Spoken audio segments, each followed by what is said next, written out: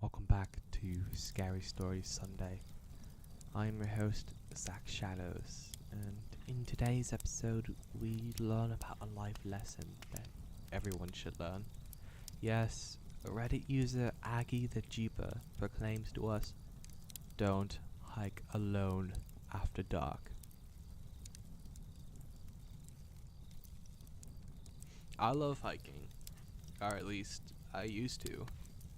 So when I came down to Dallas for college and kissed my native Michigan and her beautiful forest goodbye, I became rather depressed.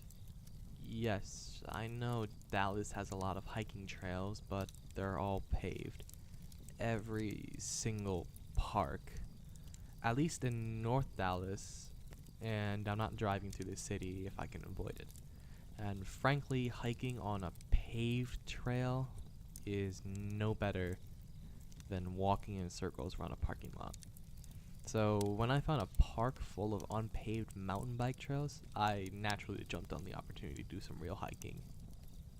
Now, I have no idea if you're actually allowed to hike on mountain bike trails. I figured it was a 20-minute drive. I didn't see anything that said I couldn't, so I did. I got to the park around 6 and parked my old Jeep, a black TJ Wrangler from the 90s, next to a new orange one, a JK Unlimited 4-door. I mumbled something about $60,000 mall crawlers until I noticed an off-road club sticker matching mine on the side of the orange one as I chained my steering wheel to the floor, my own redneck anti-theft device. I suppose he may not be so bad. Not my money anyhow, I thought to myself as I checked my gear. I had a water bottle and a hat clip flashlight, a regular flashlight, a compass, a Swiss Army knife, a couple folding knives, my keys, wallet, phone. I'm not particularly hardcore or even an experienced hiker. Usually, I just go for 10 miles or less in an afternoon wearing a pair of old jeans, a stained t-shirt, and my favorite ball cap. Nothing fancy. I hung my flashlight and my compass from my belt, stuffed the rest in my pockets, and grabbed the water bottle and headed into the woods. Might as well skip ahead here. Basically as expected, there was almost nobody else on the trail, and the few bikers who did pass me made enough noise I could get out of the way. The sun set around 7:30 when I was about 3 miles from the parking lot. I know you're not supposed to hike at night, but I had to get back somehow. So I kept walking, trying to conserve the battery on my lights whenever possible, which meant lots of stumbling in the dark. I had been on the trail maybe half an hour after sunset when I heard some rustling. About an hour earlier, I'd seen a squirrel stop really close to me and noticed he had absolutely huge balls. I wondered how he could drag himself up a tree with balls almost the size of mine. But up he went. So, knowing there was a plethora of surprisingly well-endowed squirrels afoot, I chalked the noise up to them. Except it apparently had nothing to do with the squirrels, because the next thing I know, I was on the ground. I hit the dirt hard, face first, and my cheek scraped against a rock and the burning pain began where it struck. My nose bled onto the ground and made some mud. Leaves either crunched or went flying as all 250 pounds of me collided with the earth. The air was forced out my lungs with a heavy wheeze. On top of me was a person. A person who was significantly stronger than I was. Rough and somewhat clumsy, if such a thing is possible to ascertain from underneath an attacker. He was just a thug, probably hoping I had something worth fencing. He'd be disappointed. I tried to reach for my knife or roll over anything, but I couldn't. I'm a big guy, but I'd be lying if I said I did a good job of taking care of myself. I'm 250 because I'm fat, not because I'm particularly strong. So, I was at the mercy of my attacker, and my attacker showed little. I noticed my attacker smelled like Old Spice. Probably just a regular dude down on his luck. I felt the mud my bloody nose had created splash on my face as I flailed and struggled. Then I heard my attacker give a low grunt and I felt a sharp pain in my back, followed by a wet sensation. And then, as a searing pain traveled up my spine and down my legs, burning as much as it stung, I drifted into oblivion. I woke up in the same position I had passed out in. I was covered in dry mud and leaves. Confused, I began to lift myself up, and was almost knocked down again by the freshness of the air I breathed once my face arose from the musty ground. What did knock me down was the fact that my legs refused to cooperate in getting up process. My shirt moved, and the wet fabric moving against my skin reminded me of what happened. Shit, I thought. Was I paralyzed? No, that can't be. This can't be happening. Maybe it's a dream. I whacked my head against the ground. My nose found a tree root. It hurt. I didn't wake up. So then what? What does one do anyway? I laid in the dirt, thinking and looking at a few things.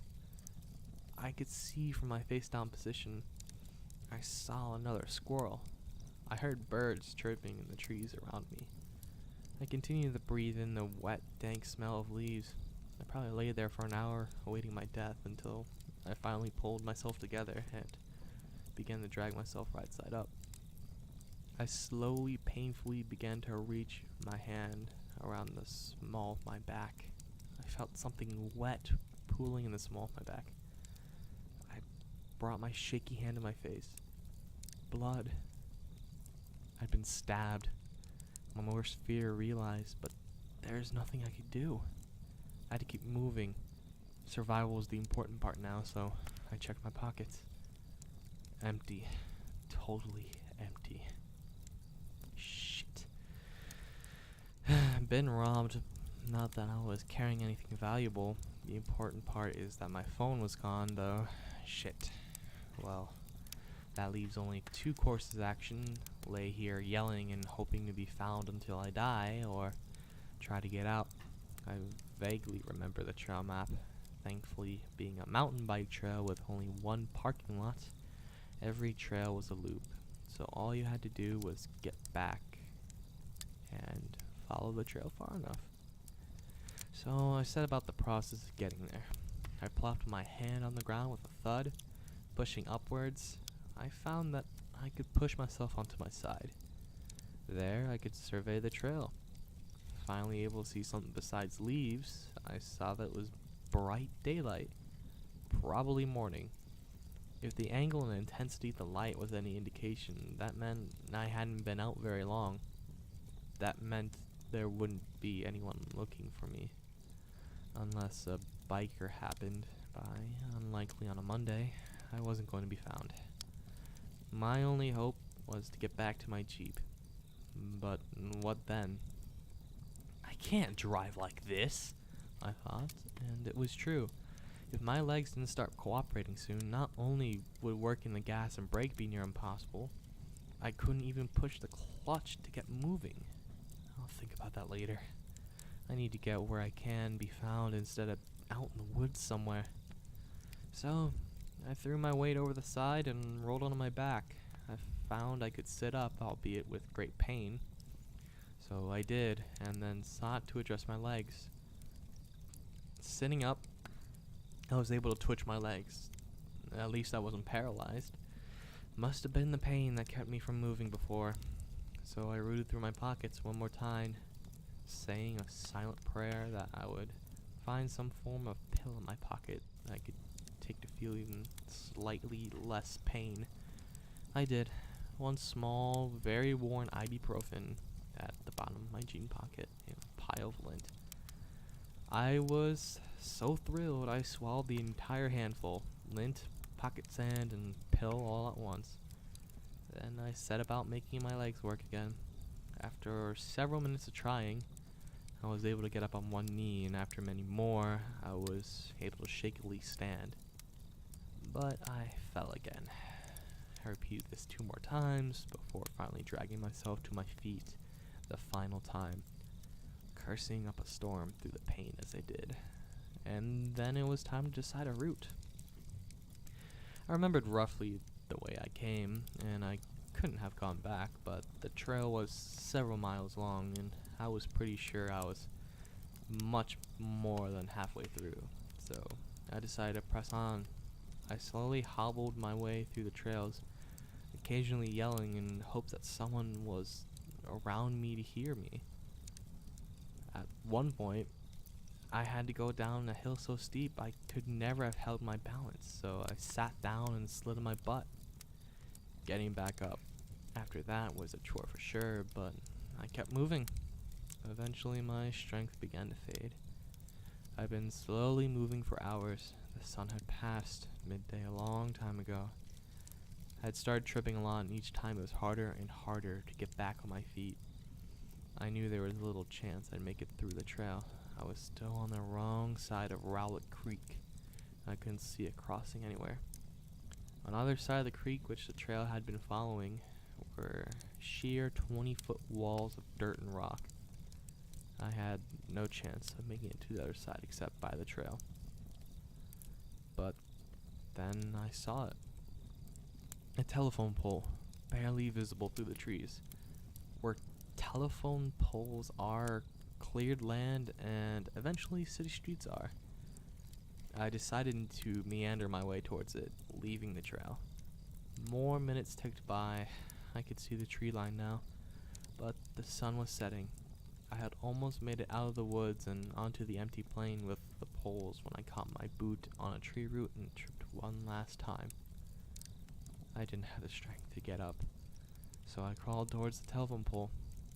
My spirits rose when I saw the sign, and it read, Rowlett Creek Preserve, Police number 14. And in case of emergency, dial 911.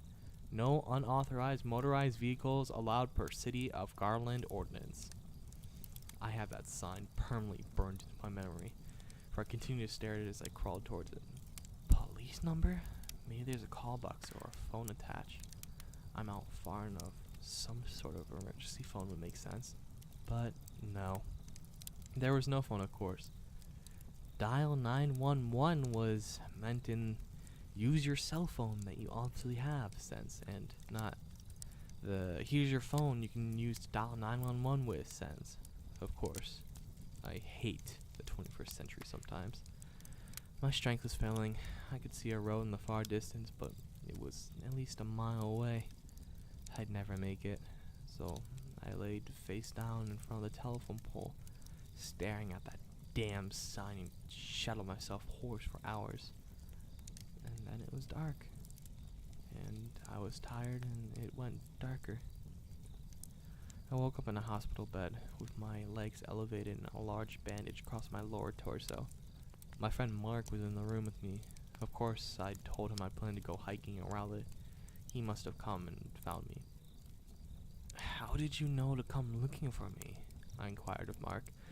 Mark's eyes widened as he realized I had no idea how much time had elapsed. Bro, you were gone for 4 days. We text daily. 4 days is a little long. Oh, well, that's a shock. I'm amazed I didn't die of blood loss or something. Shoot, that would have sucked. Well, thanks, man, but how'd you know where to find me? I don't think I told you what park I went to. The last word of that sentence rang out like a howl as I yelped in pain from moving away I shouldn't have. Mark started as I yelped, then nodded his head in the negative. Whoa, man, take it easy, and no you didn't, you dick. It really wasn't easy to find you. You didn't reply to any texts for like 2 days. After that I started calling you, and I called you a lot. You're not really the type to ghost on me. I got freaked out. Then Mark explained how he finally found me. He'd gotten in touch with some Jeep buddies of mine, but even getting in touch with them wasn't easy because I'd never told them the name of the club. But Mark's a bright guy, and he was determined. He remembered some pictures took after washing our vehicles one weekend, and sure enough found a picture with the club sticker in it. He's a good friend, especially after all this. I'm damn glad to know him. I took the name off the sticker and Googled it. That led me to the page where you could buy more stickers hats, and a crap with a link to a Facebook page. That page led me to a group where I posted about you. Nobody had heard from you, but there was a dude in an orange four-door who said he saw a black TJ with a club sticker and some KC lights on it at a park. Sounded like you, so I checked it out. He found my Jeep in a parking lot, but he couldn't find me. So he called up the city of Garland and asked for permission to form a search party. They said they didn't mind, so he organized a group of Jeeps to go run the service trails at the park. And sure enough, they found me, lying face down in the dirt in front of the number 14 telephone pole. I can't stress enough how grateful I am to Mark and the club and the city of Garland too for allowing the search. And if not for the risk of doxing myself, I'd give a shout out by name too. So after we found you, we brought you here. You lost a ton of blood, man, but I think you're gonna be alright, Mark said, seemingly for his own reassurance in mind. Mark was a natural optimist in actuality. I wasn't alright. Wasn't going to be, and likely never will. And I am, in fact, now paralyzed from the waist down. The three things that in the world I love the most, driving, working on cars, and hiking, are now forever barred from me. At least in the form I'd like to partake of them. Sure, I can drive an automatic with hand controls. Ew. I can work on the basic crap I can do from a chair. Double ew. And I could roll around on paved trails. Triple ew. But my life is effectively over. All because some bastard in the woods one night who was willing to kill for a beat-up 3-year-old iPhone, a pocket knife, and an AutoZone rewards card. So take this cautionary tale. Don't hike alone at night, and especially not at Rowlett Creek. For as far as I'm aware, the sweet nothing I could give the police on the perp to more sweet nothing on their end, and the bastard still walks free. On the off chance that anyone ever does come across him, or knows the guy, or hell, is the guy, I'd like you to shoot me a private message. I'd like to meet, get some drinks, talk about why they did it, have a cage the elephant moment, and eat his goddamn liver, the selfish piece of trash.